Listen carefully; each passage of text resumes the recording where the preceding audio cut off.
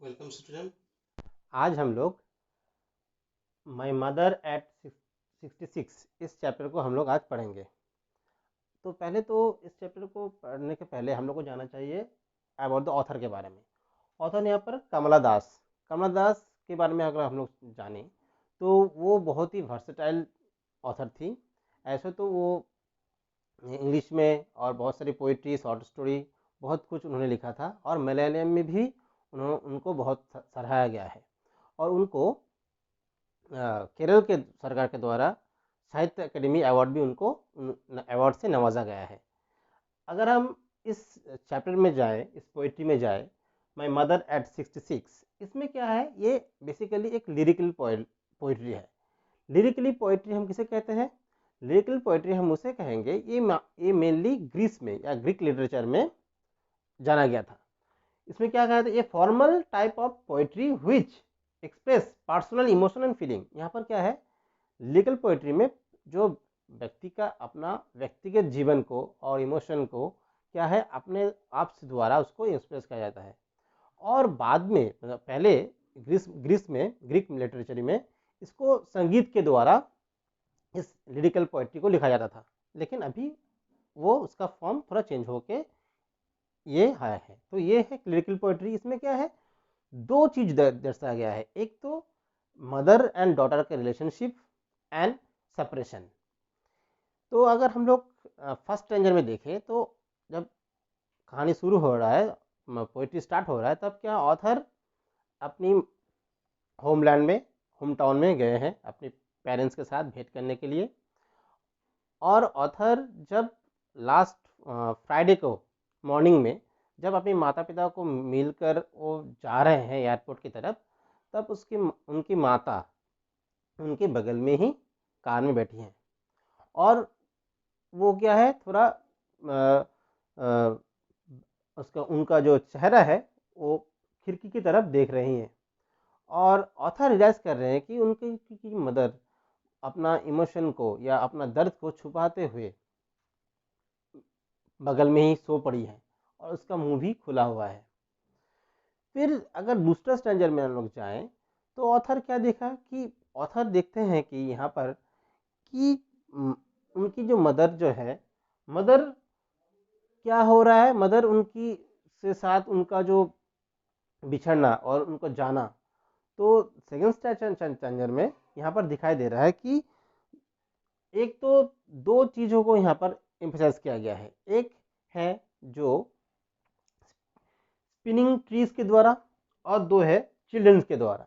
यहाँ पर spinning trees को यहाँ पर दिखाया जा रहा है टाइम को, कि ऑथर अचानक से जैसे मान लो अचंभित हो जाती है कि टाइम मान लो जैसे बीत सा गया है, उसकी मदर के ऊपर अचानक से मान लो ओल्ड एज आ चुकी है, ना बोल के अचानक से मान लो उसके मम्मी के ऊपर, माता के जी के ऊपर ओल्ड जो एज एज जो है उसका चिन्ह, उसका जो सिम्टम उसको दिखाई दे रहा है। और वो दिखाई ऑथर फिर से रियलाइज कर रहे हैं कि जो बच्चे जो क्या कर रहे हैं, अपने घर से निकल के दौड़ के भाग रहा है, वो भी ऑथर रियलाइज कर रहा है, देख रहा है कि वो क्या दर्शाता है यहाँ पर, वो यूथ को दर्शाया गया है। ऑथर रियलाइज कर रहे हैं कि अपनी मम्मी, मेरे उनकी माता जी क्या पहले क्या थी और अभी क्या है। हम लोग यहाँ पर फोटोग्राफ्स पढ़े थे क्लास 11th में, उस फोटोग्राफ चैप्टर में भी ये थोड़ा थीम में सिमिलरिटी यहाँ पर दिखाई दे रहा है। और अगर हम लोग और चीज़ को देखें तो यहाँ पर ऑथर अपनी मदर से बिछड़ने के लिए एक सेपरेशन दिखाया गया है। इस सेपरेशन को दिखाने के लिए मतलब कोई अपना अगर बिछड़ जाए या दूर कहाँ चला जाए, उस चीज़ों को दिखाया गया था क्लास 11 में डियर डिपार्टेड में। तो वहाँ पर भी एक ही तरह की वो सिमिलरिटी यहाँ पर दिखाई दे रहा है।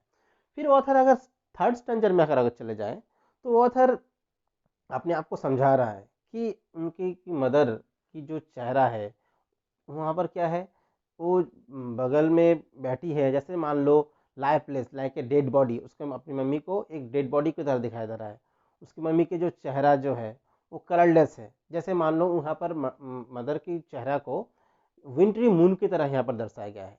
विंटर में मून में क्या होता है, विंटर में मून उतना ठीक से दिखाई नहीं देता, क्योंकि मिस्ट रहने के, फॉग्स रहने के कारण, जैसे मान लो मून का जो पूरा ब्राइटनेस है वो बहुत कम हो जाता है, उसको धुंधला दिखाई देता है। इसीलिए मम्मी के, उसके ऑथर की मम्मी को भी जो फेस, जो चेहरा है, उसको भी क्या है, यहाँ पर धुंधलापन दिखाई दे रहा है, पेल में दिखाई दे रहा है, मतलब उतना ब्राइटनेस नहीं है, क्योंकि ओल्ड एज उनके अंदर में आ चुकी है। और उनका दर्द, अपना डॉटर से बिछड़ने का एक गम भी यहाँ पर दर्शाया गया है। फिर ऑथर रियलाइज करती है, जब ऑथर एयरपोर्ट में पहुंचती है, एयरपोर्ट में जब पहुंचने के दौरान जब चेकआउट हो जाता है, तब चेकिंग हो जाता है, उसके बाद क्या होता है, उसकी मदर कुछ दूर ही खड़ी थी। फिर ऑथर उसकी मम्मी के पास में ये सब देखती है, मतलब इस दर्द को अनुभव करती है।